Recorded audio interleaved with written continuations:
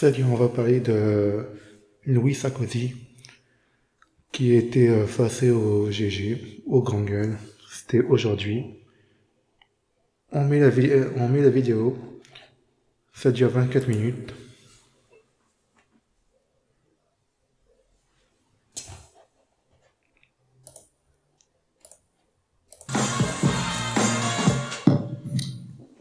Le nom, on le connaît. Maintenant, il y a un prénom que vous allez découvrir. Sarkozy, Louis. Bonjour, Louis Sarkozy. Bonjour, cher monsieur. Bonjour, Louis Sarkozy. Vous êtes en campagne électorale? Non. Je suis en campagne littéraire. C'est légèrement différent. Et vous parlez politique? Oui, bien sûr, parce qu'on me pose des questions. Je vais pas esquiver les questions. Et d'ailleurs, je participe au débat politique. Je débat à Raquel Garrido tous les samedis sur ma chaîne, sur LCI. Je fais des chroniques pour Valeurs Actuelles. Donc, bien sûr, je suis... Vous êtes à droite? Ah, je suis à droite.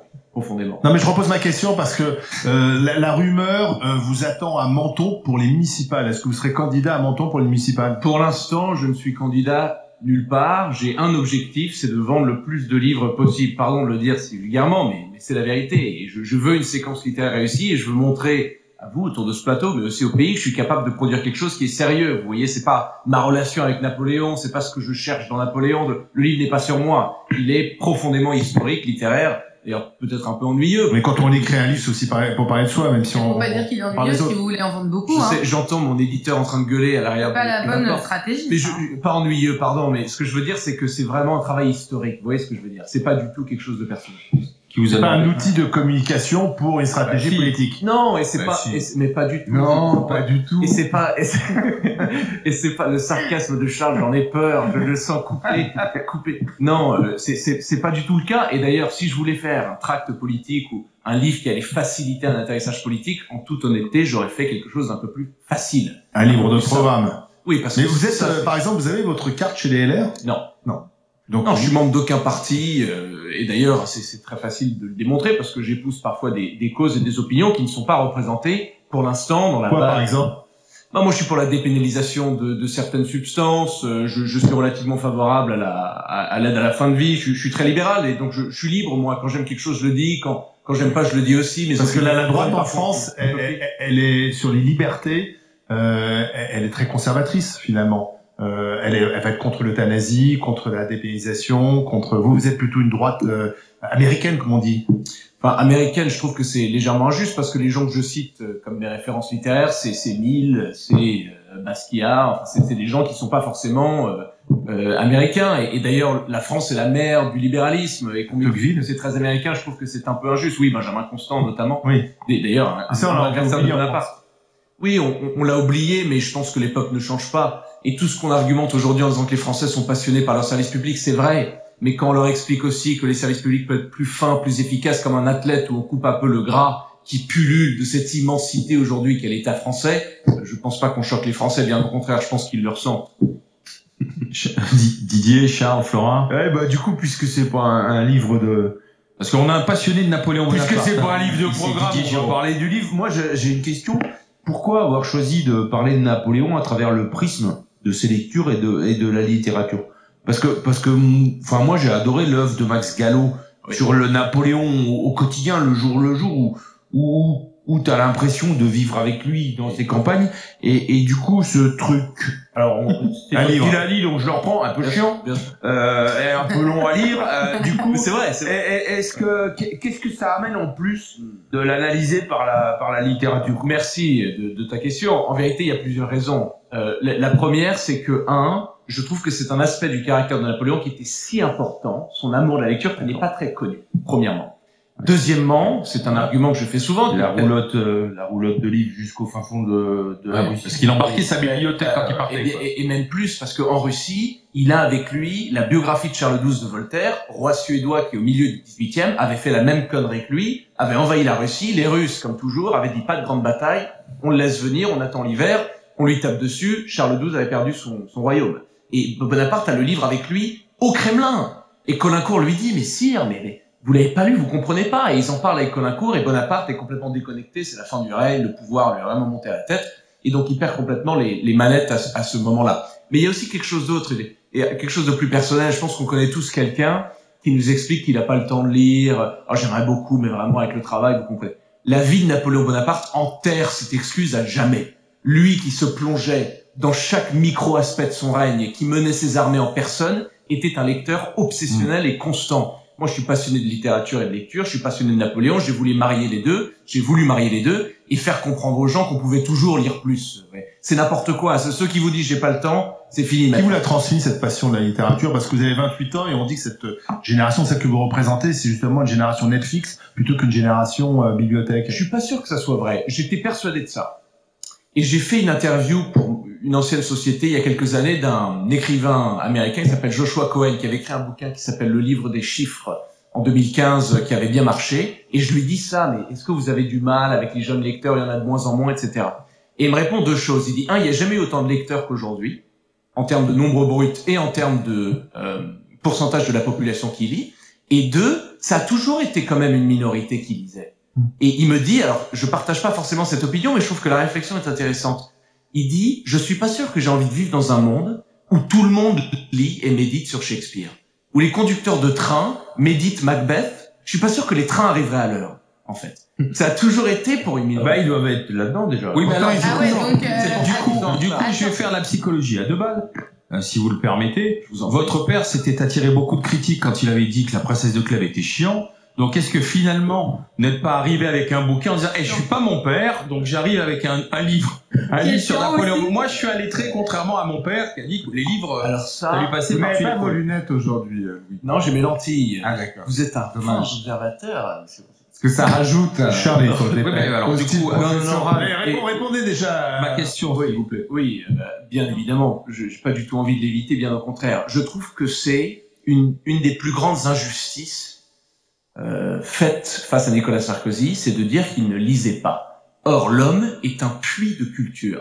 Qu'il ne Votre père est un lecteur, mais a toujours été un lecteur. Obsessionnel, et c'est d'ailleurs un point commun qu'il a peut-être avec le premier empereur français, mais c'est un puits de culture. Je vois que je vous fais rire, mais pourtant je le pense. Ayant passé un peu de temps avec les deux hommes, j'ai une certaine légitimité pour l'argumenter. Non, mais et la remarque sur la princesse de Clèves est intéressante. Pourquoi? C'est lui qui l'avait dit, faut le rappeler.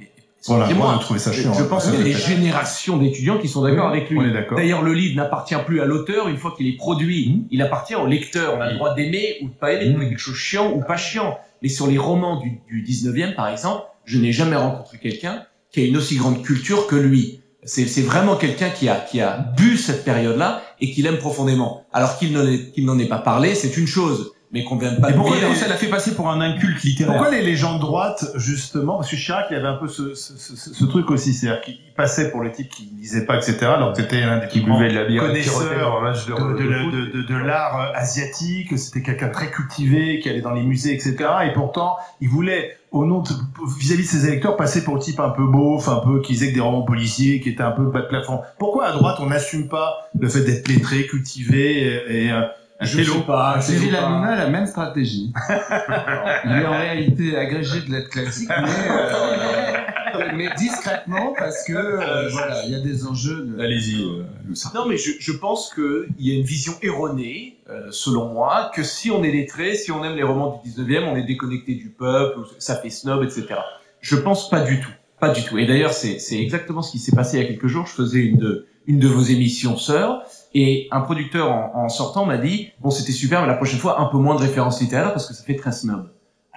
Cette remarque est lunaire pour moi. Déjà parce que, quand on regarde par exemple le nouveau phénomène des podcasts sur YouTube, il y a des podcasts littéraires, des podcasts philosophiques, des podcasts scientifiques, il y a 7 millions de vues. On m'explique qu'il n'y a pas de volonté intellectuelle chez les gens qui se tapent, aux États-Unis notamment Joe Rogan qui invite un physicien théorique, c'est 3h30 de conversation sur la physique quantique, et il y a 15 millions de vues.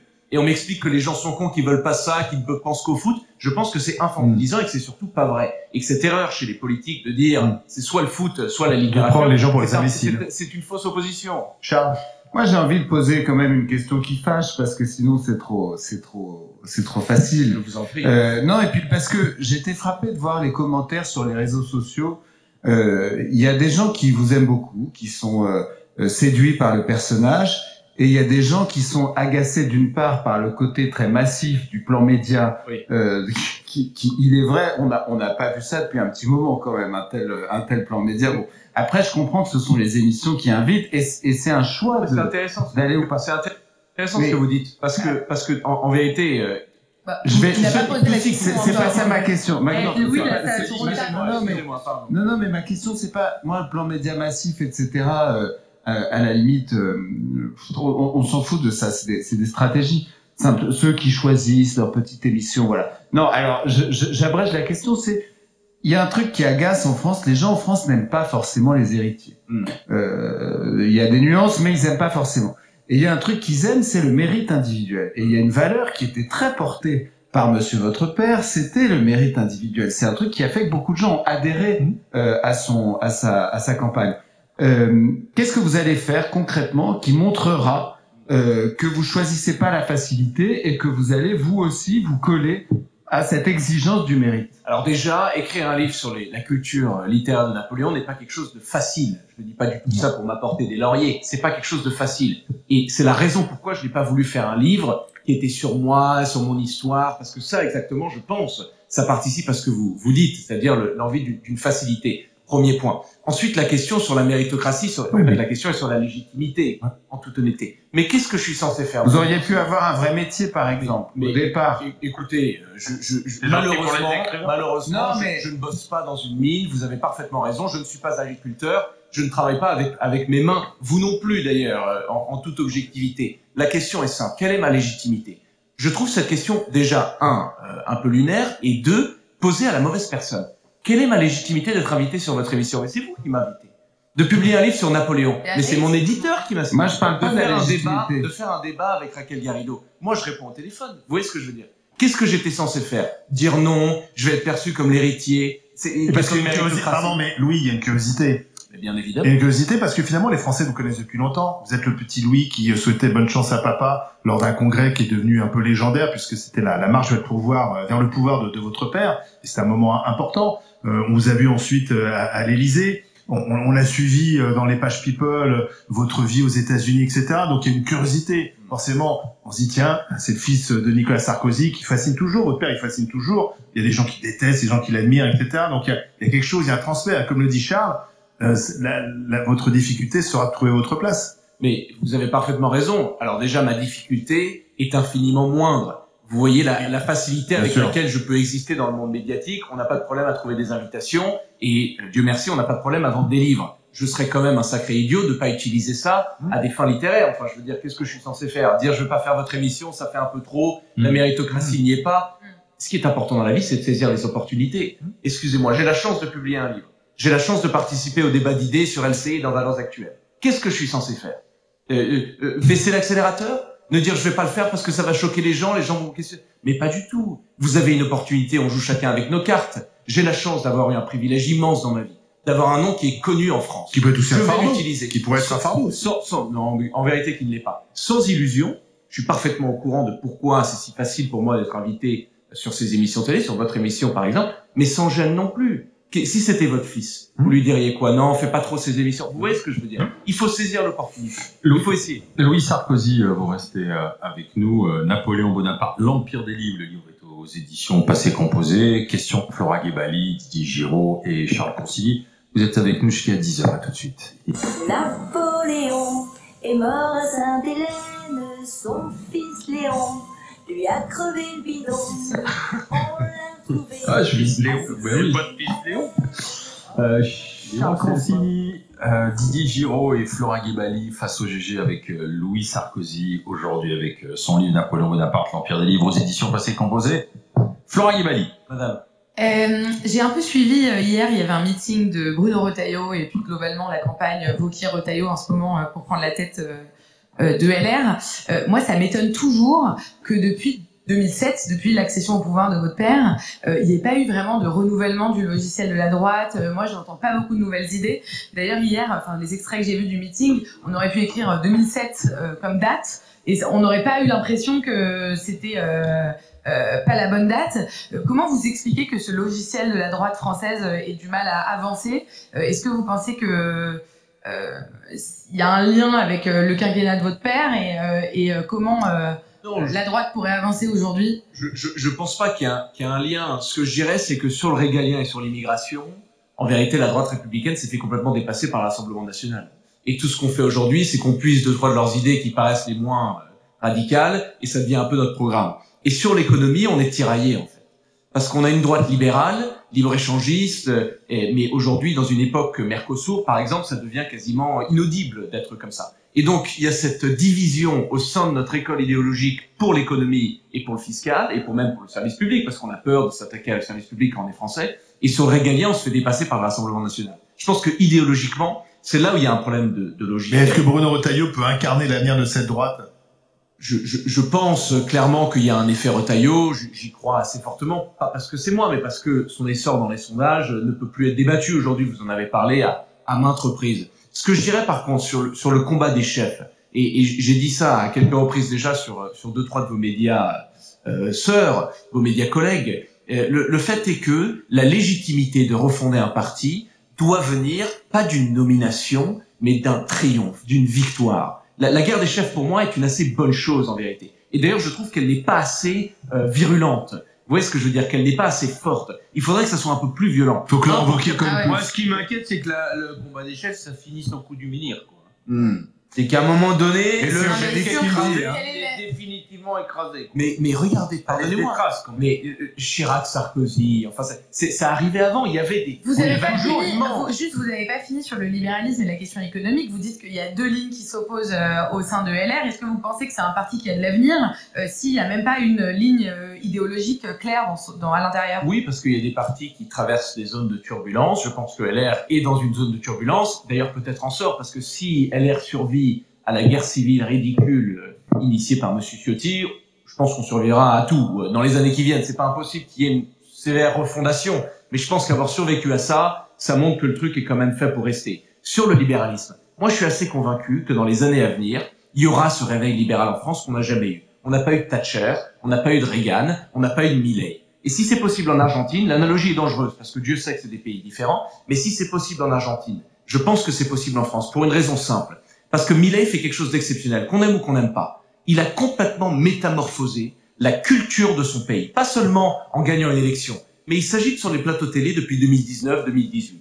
Et l'Argentine est le pays le plus socialisé, était le pays le plus socialisé au monde. Bien plus accro à la dépense publique que nous, bien plus accro à la bureaucratie que nous. Et un seul homme a pu tout changer. Vous seriez favorable à l'union des droites s'il était derrière un seul homme libéral aussi milléiste que vous? Mais le problème avec l'union des droites, c'est que le RN n'est pas de droite. Si le RN n'est pas de droite économiquement, c'est des la question, c'est derrière un libéral. Le problème, c'est que on ne fait pas alliance quand on fait 5, 6, 7, 8% avec un géant électoral qui nous bouffe. On fait alliance justement, je pense, pas en termes d'idéologie, vraiment en termes de stratégie électorale, avec un bloc central qui est en voie de décomposition. Parce que quand on est au 5e siècle, on fait alliance avec l'empereur romain, l'empereur va crever 2 ans après, on récupère la légion, on a la légitimité. Mais si on fait alliance avec les Huns, oui, mais il y a un contre-exemple. Que pose l'UDR, que pèse l'UDR aujourd'hui? C'est pas un problème idéologique, c'est un problème de stratégie politique.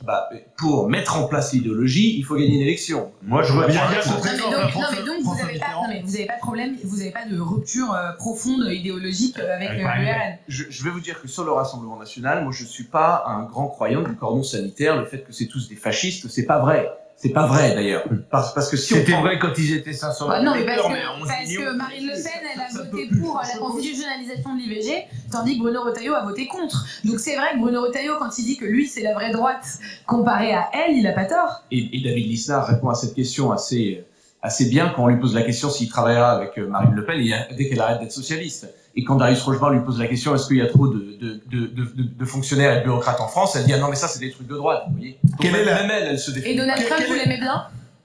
Écoutez, Donald Trump, je l'aime bien. C'est vraiment très intéressant. Mais dis-le que tu l'aimes bien, on l'aime. Charles, il aimait bien, il aime moins maintenant. On s'en fout du terrorisme de la gauche. On aime Trump, moi j'aime Trump, même avec ses Mais Charles, la question t'étais pas adressée. À qui mais non, mais je l'incite à ne pas... Non, à ne pas être timide sur la question. Il sera pas timide. J'ai eu l'occasion de prouver, je pense, que je ne dis pas timide sur la question de Trump. Dieu sait que je me suis déjà fait mordre parce que je trouvais certaines de ses positions totalement... Non mais là, à plus 3-4 mois de mandat, vous en pensez quoi? Moi, il m'a perdu. Perdu. Le soir de l'élection, nous sommes en novembre 2024, je fais la totalité du plateau d'LCI, on arrive, je pense, il est 17h à Washington, on est sorti à 4 ou 5 heures du matin, j'étais dans l'ébullition. Et je voyais les autres invités avec la sale gueule, j'étais ravi. J'étais ravi plus pour faire chier l'establishment, vous voyez, peu comme Charles. que par vrai mariage idéologique. Même si je pense Mais que l'establishment, l'élection était exceptionnelle. Mais, et ça sur Trump c'est vrai, mais sur l'IVG c'est vrai, sur l'islam aussi, sur l'islamisme. On dit, est-ce que vous êtes pour ou contre? Mais écoutez, faut être libre. Quand j'aime, je dis. Il y a des choses que j'aime. La politique de la force, vouloir faire grandir son pays, j'aime. La politique des tarifs douaniers, Vous j'aime. la faire grandir en colonisant le Groenland et le Canada, par exemple? Alors, sur le Canada, Canada, c'est Panama ridicule.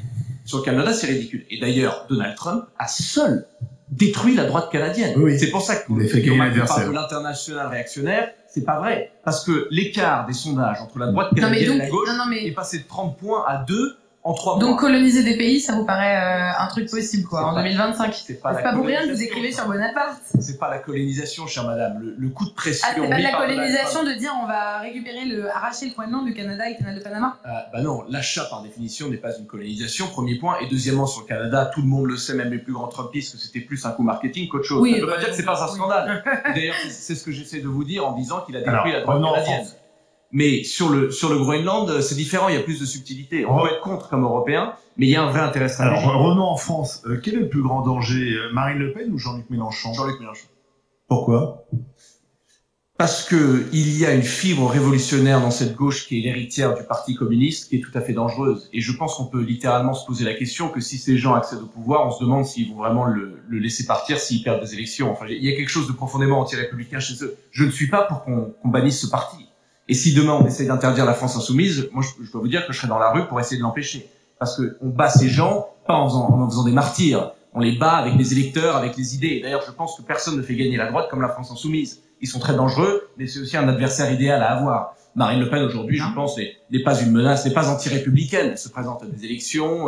Je pense qu'elle ne se présentera pas si elle est déclarée inéligible, si elle est confirmée inéligible. Donc Jean-Luc Mélenchon est la bien plus grande menace. Bien évidemment. Je voudrais qu'on sorte du champ politique, parce que j'ai une question personnelle à vous poser. Ça fait quoi de voir son père avec un bracelet électronique à la cheville? Non, mais c'est important, parce que, maintenant c'est dans l'histoire, puisque vous aimez l'histoire, c'est dans l'histoire qu'un ancien président de la République ait été placé sous bracelet électronique et risque de la prison ferme.